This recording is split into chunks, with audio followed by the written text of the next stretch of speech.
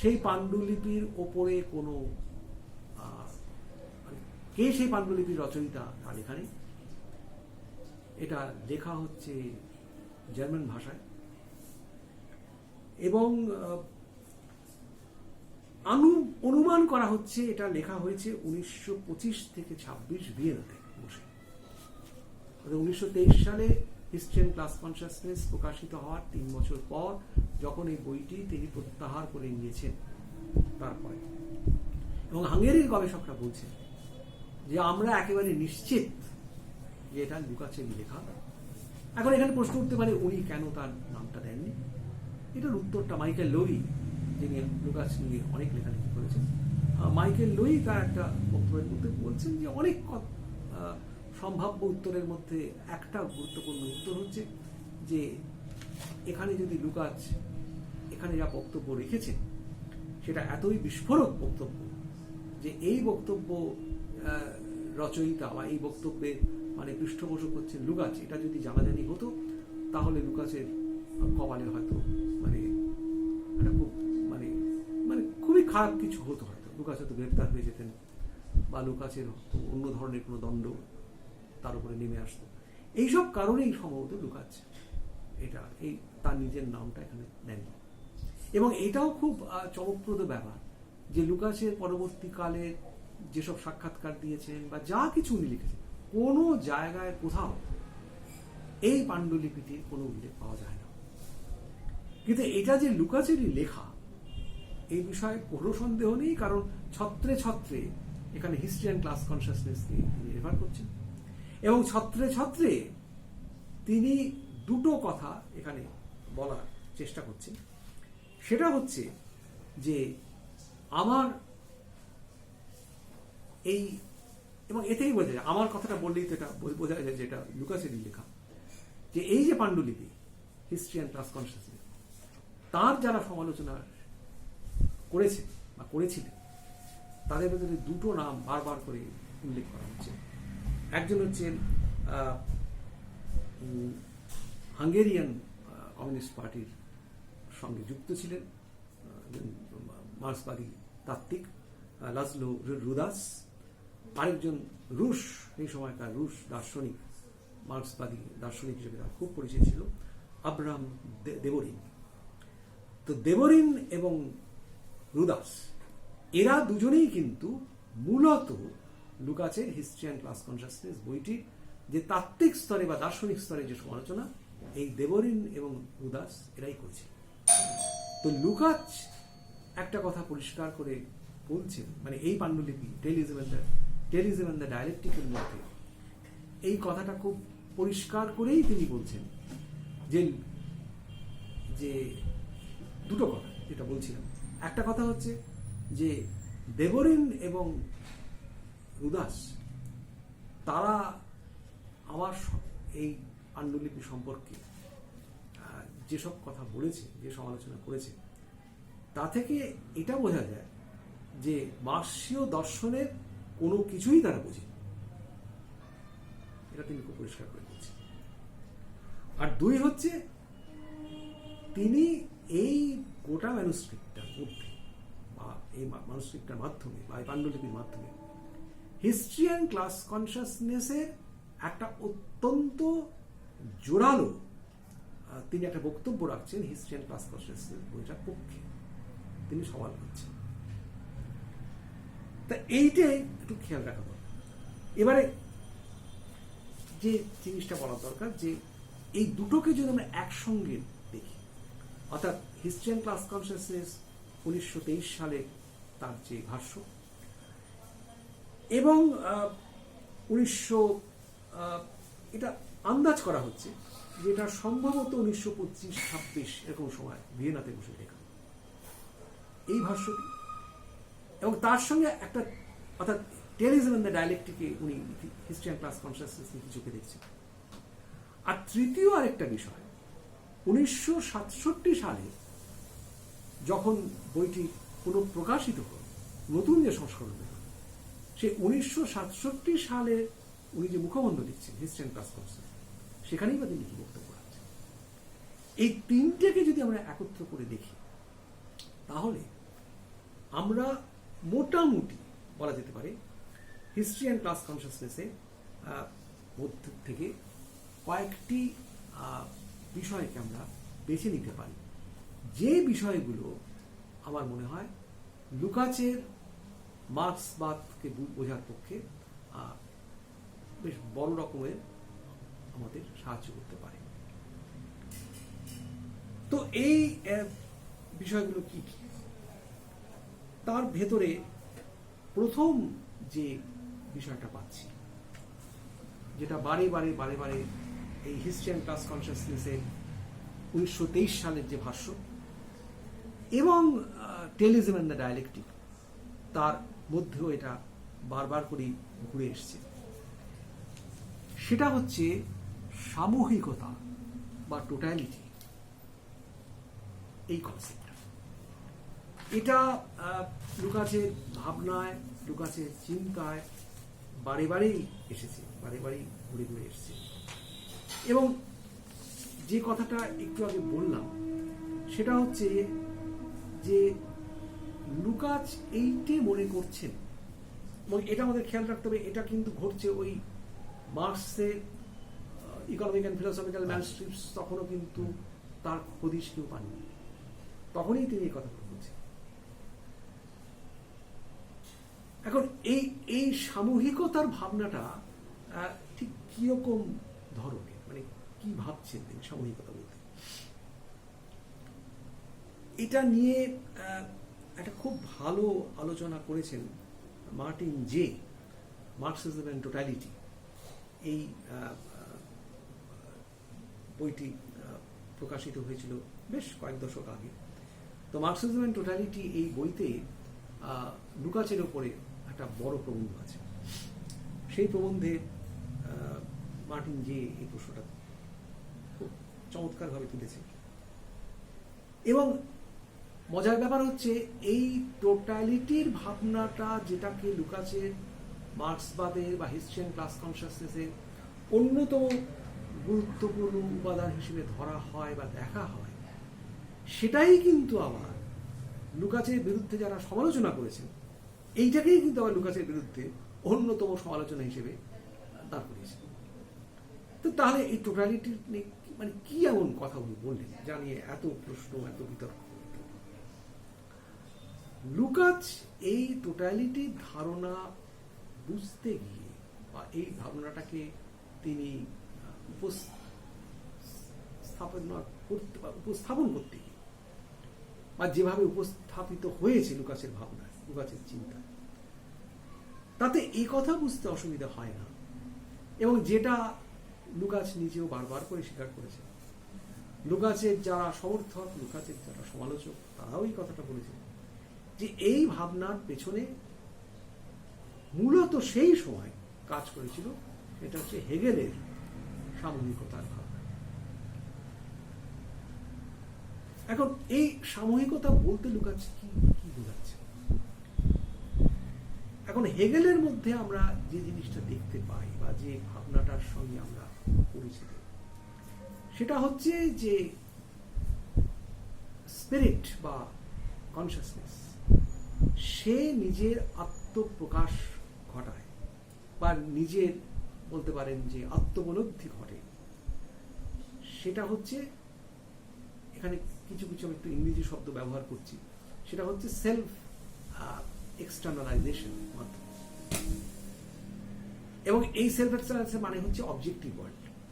Objective ওয়ার্ল্ডকে এটা হচ্ছে সাবজেক্টের একটা এলিয়েনেটেড ফর্ম, এবং এই এলিয়েনেশনটাকে ওভারকাম যদি করতে হয় তাহলে সাবজেক্ট ওই অবজেক্টের মাধ্যমে, এবং অবজেক্টকে সে একই সঙ্গে সৃষ্টি করছে, একই সঙ্গে তাকে অতিক্রম করছে, একই সঙ্গে তাকে অ্যাভার্ন করছে, একই সঙ্গে তাকে নেগেট করছে, করে সাবজেক্ট তার নিজের পূর্ণ সত্তায়, পরিপূর্ণ সত্তায় সে নিজে ফিরে আসে। এই ছিল হেগেলের ভাবনার মূল কথা। লুকাচ কিন্তু এই ভাবনাটাই গ্রহণ করছেন, কিন্তু যেহেতু তিনি মার্ক্সবাদকে বা মার্ক্সবাদী বিখ্যায় তিনি তখন মানে গভীরভাবে তিনি নিমজ্জিত, মার্ক্সবাদী দর্শনে তারা তিনি প্রভাবিত, মার্ক্সবাদী চিন্তার তিনি গভীরভাবে আচ্ছন্ন। তার কাছে হেগেল যেটাকে অ্যাবস্ট্রাক্ট সাবজেক্ট মনে করছে বা স্পিরিট মনে করছে, লুকাচ সেই জায়গাতে যে স্পিরিটের জায়গায় তিনি বসাচ্ছেন সে হচ্ছে প্রোলেটারিয়েট বা শ্রমিক শ্রেণী। আর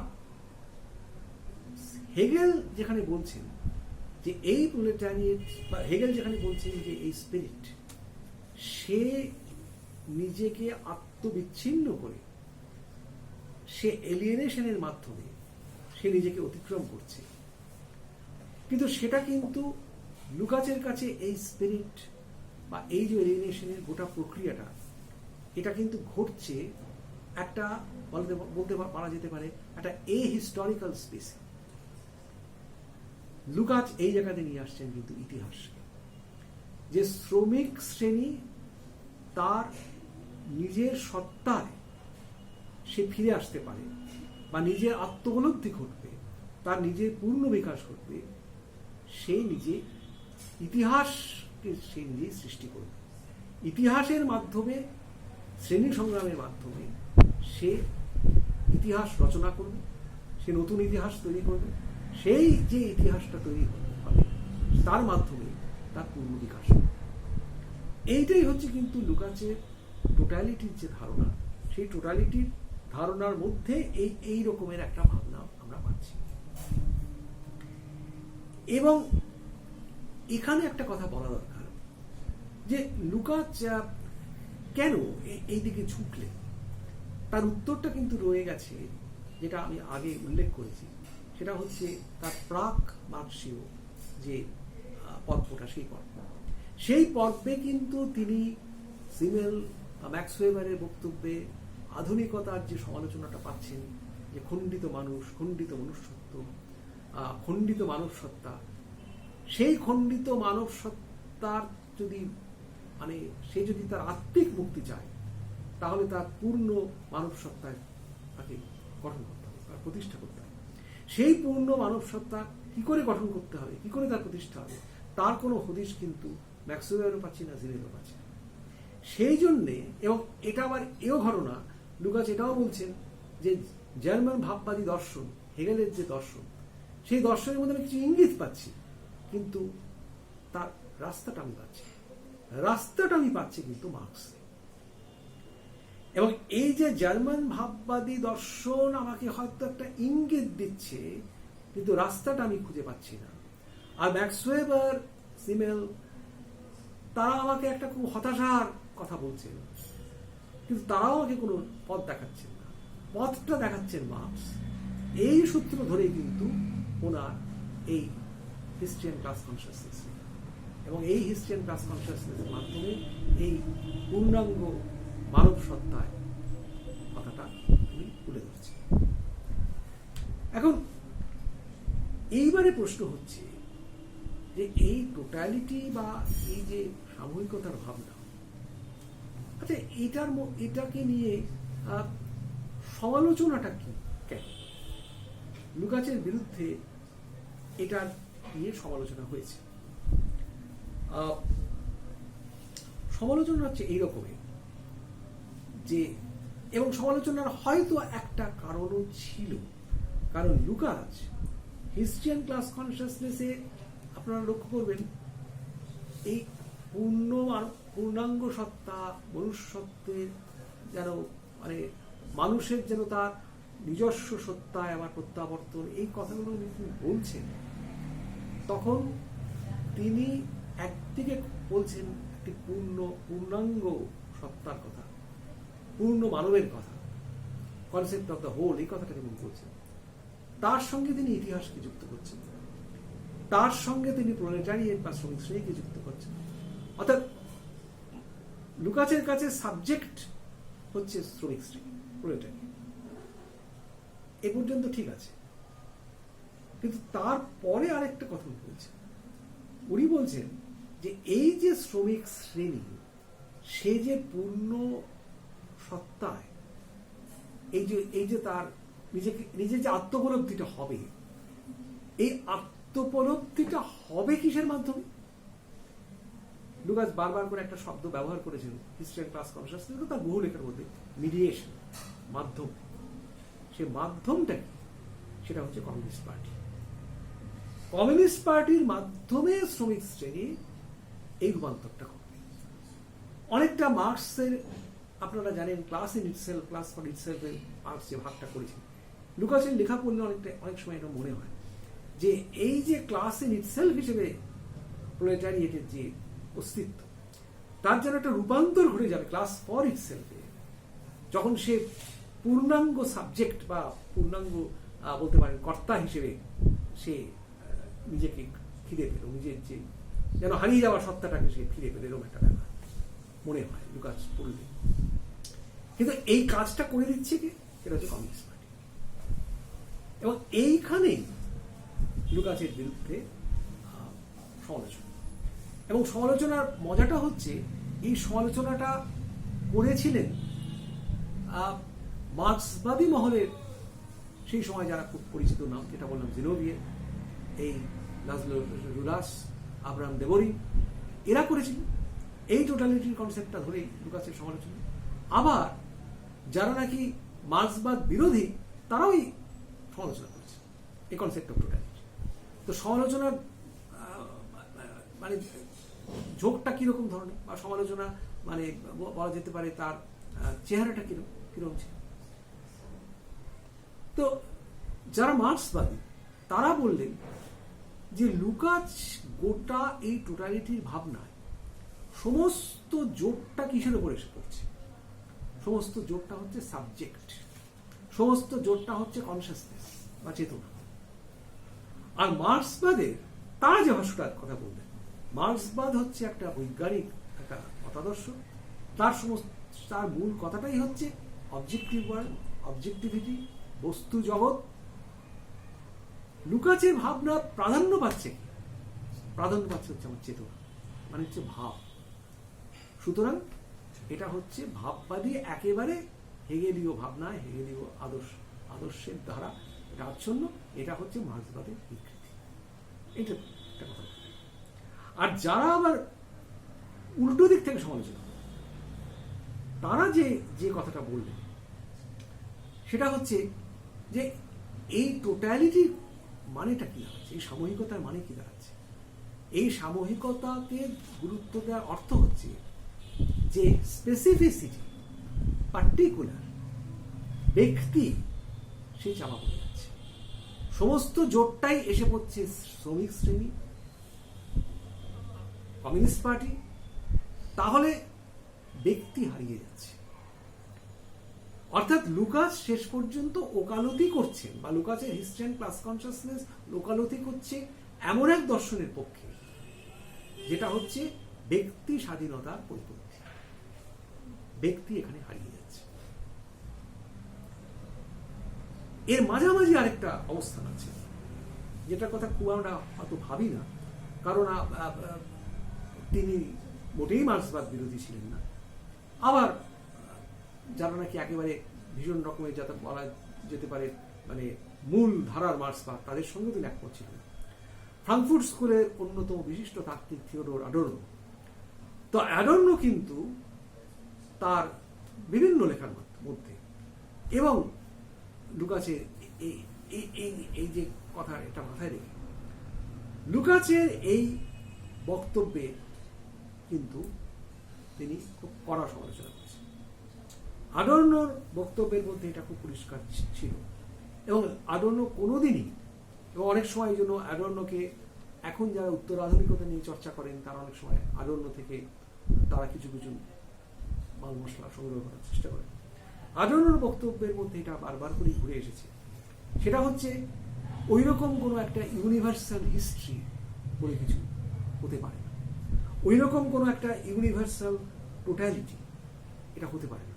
কারণ এটা হওয়ার মানে হচ্ছে যে আমরা শেষ পর্যন্ত যার কথা ভেবেই এই ভাবনাগুলো প্রশ্রয় দেয়, অর্থাৎ ব্যক্তি বা মানুষ, সে কিন্তু হারিয়ে যাচ্ছে।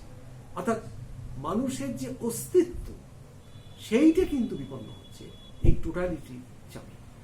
টোটালিটি এই স্বাতন্ত্র্যকে, অস্তিত্বকে, একে কিন্তু সে গ্রাস করে নিচ্ছে। এটা কিন্তু ঠিক যারা নাকি উদারনীতিবাদীর দৃষ্টিকোণ থেকে লুকাচের সমালোচনা করছেন, যেটা একটু আগে বললাম, এটা কিন্তু তার থেকে সামান্য আলাদা। এখানে বক্তব্যটা হচ্ছে মানুষের অস্তিত্ব, মানুষের আইডেন্টিটি, সেটাকে যদি আমাকে সুরক্ষিত রাখতে হয়, তাহলে কোনো সময়ই আমাদের ওই রকম একটা সামূহিকতা বা টোটালিটির ভাবনা এর ফাঁদে যদি আমরা পড়ে যাই, তাহলে কিন্তু মানুষের যে মানবিক অস্তিত্ব সেইটা বিপদ। এই প্রশ্নটা আরো ছুড়ে দিয়েছে। এর পরের যে হিস্ট্রি অ্যান্ড ক্লাস কনসিয়াসনেস, আমি বলছিলাম যে কতগুলো দিক আছে, কতগুলো ভাবনা আছে, সেগুলো খেয়াল রাখা দরকার। তা এর পরের যে ভাবনা, যে কনসেপ্টটা আসছে, সেই কনসেপ্টটার বাংলা করা খুবই শক্ত। রিইফিকেশন। এই রিইফিকেশন বলতে আসলে কি কি বোঝানো হচ্ছে, লুকাস সেটা খুব পরিষ্কার করেই বলেছেন। এবং এটাও খুব আশ্চর্যের ব্যাপার, লুকাস এই ধারণাটা তিনি আহরণ করছেন মার্কসের ক্যাপিটাল। ক্যাপিটালের মধ্যে এই যে কমোডিটি ফেটিশিজমের যে একটা দীর্ঘ আলোচনা আছে, সেইখান থেকেই লুকাস এই ধারণাটা সংগ্রহ করছে। এবং লুকাসের বক্তব্য হচ্ছে অনেকটা এইরকম, যে আসলে আধুনিক ধনতান্ত্রিক সমাজ বা পুঁজিবাদ মানুষকে যা করছে, সেই কথাই মার্কস ক্যাপিটালের মধ্যে বলে গেছে। এবং এইটা মার্কসের কাছ থেকে, মার্কসের শিক্ষা আমাদের গ্রহণ করতে হবে। সেটা হচ্ছে কি? সেটা হচ্ছে এই যে সাবজেক্ট রূপান্তরিত হচ্ছে অবজেক্টে, আর অবজেক্ট রূপান্তরিত হচ্ছে সাবজেক্টে।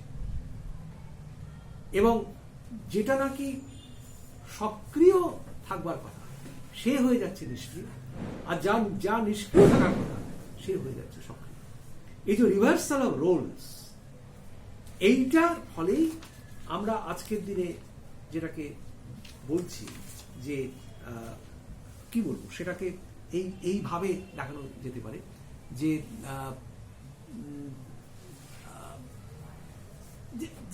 যে কথাটা নিয়ে এখন খুব লেখালেখি হচ্ছে, চিন্তা ভাবনা হচ্ছে, এবং লুকাসও সেই কথাটাই বলেছেন, সেটা হচ্ছে অনন্যয় বা এলিয়েনেশন। যে রিইফিকেশন হচ্ছে আসলে এলিয়েনেশন, অর্থাৎ পুঁজিবাদী সমাজের মানুষ যে, অর্থাৎ শ্রমিক শ্রেণী যে